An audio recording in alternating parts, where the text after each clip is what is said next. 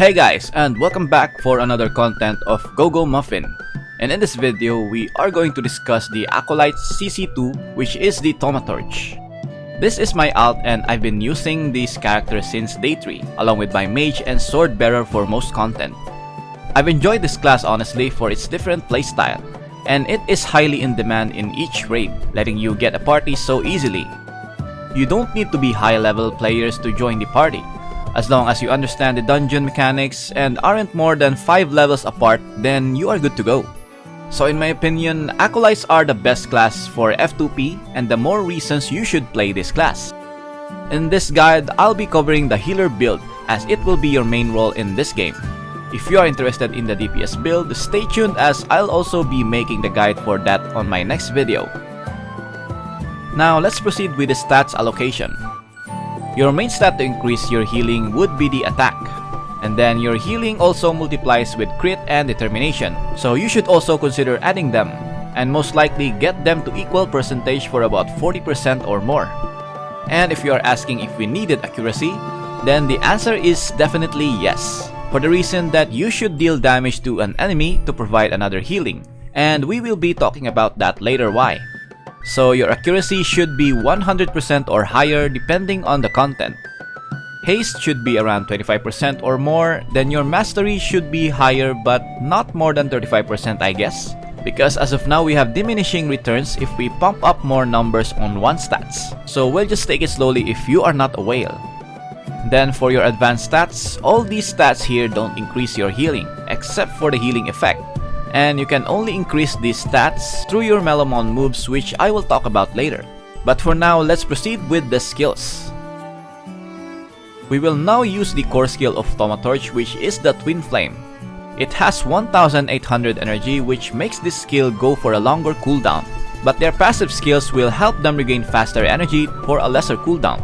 One is on the core skill, which restores 2% of energy for every blaze spirit damage you dealt to the enemy. The other one is on the burning fuel, and many more on the promotion details. But still, it would take 4 seconds or more to cast core skill again, which then questions most of us on why would we use this core skill rather than the Holy Radiance, which has lesser energy. And by having lesser cooldown makes this passive Prayer Radiance more effective. Why? It is because of the promotion level 90 of the core skill. When driving Holy Blaze Spirit, these are the yellow orbs that are spinning around your body, to deal damage. Remember this, deal damage. It restores HP equal to 10% of your attack to yourself and the ally with the lowest HP. This is why I recommend you to have at least 100% accuracy or more, so you will be healing your targets more frequently. You deal damage, you heal your teammates also. Now it is called Twin Flame because you will summon 2 different orbs.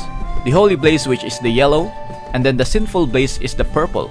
And you have 2 of these each rotating on your body after casting the skill. Then when basic attacking, these blazes will alternatively attack purple then yellow, and so on. The Holy Blaze will be more focused on the healing side while the Sinful Blaze is more on the DPS side. So how are we going to maximize these attributes? Before that, let's check the other skills first. Restoration will be best for single target healing and will be mostly used in every content. Purification if needed some cleansing, so your party won't get a debuff which leads to disadvantage. Group healing for every content, and then divine healing for situational skill. This is used if the boss has damage over time skill like the Great Earthquake of Bane of Lures. Then for the passive skills, we have the Burning Fuel, Clone Form, Invoker, Mark of Light, and then the Prayer Radiance. Now let's go to the talents. Basically, the left path is the Sinful Blaze, then the right path is for the Holy Blaze. We are focusing on the healing, so we'll go all in with the right path. First is the Salvation. Not really that helpful. Holy Blaze Gathering, same. Then here we got the Light, which transforms all Sinful Blaze Spirit into a Holy Blaze Spirit.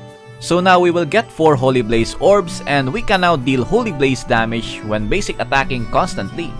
So again, more healing done for our core skill.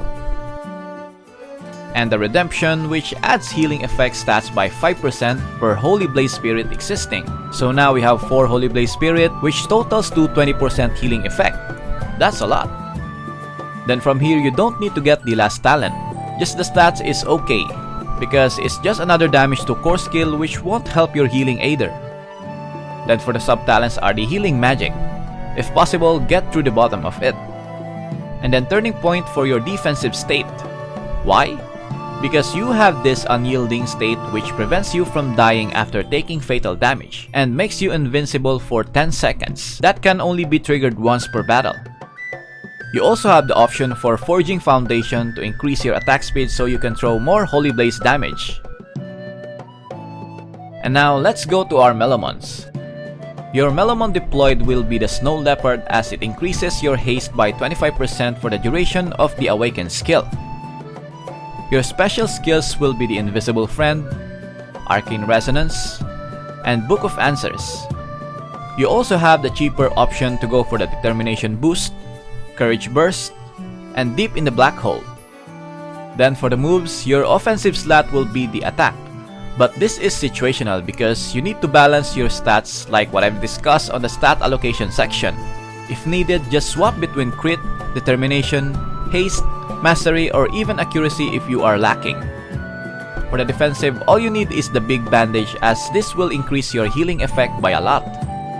Then for the balance, it's the same situation like the offensive, but I will mostly slot these two with crit and determination. Still, it's up to you to balance with these stats.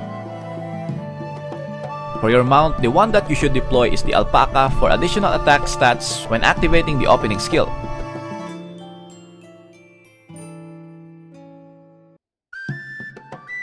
For your Cat Bun, just follow the recommended flavor that has the approved icon. But for its face is the cute or the passionate. Now for the combat, you will just basically auto the group healing and restoration if you are using it on the instance. If there are times that you need cleansing, then use the purification manually. Wait for that skill debuff and then cast the purification to cleanse your party. Also, divine healing is just a situational skill like what I've said.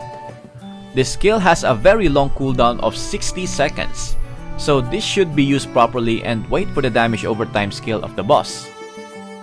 For the most part, like Rift 10, 11, 12, 13, and Waves of Horror, I just leave it auto with restoration, group healing, then purification or healing touch.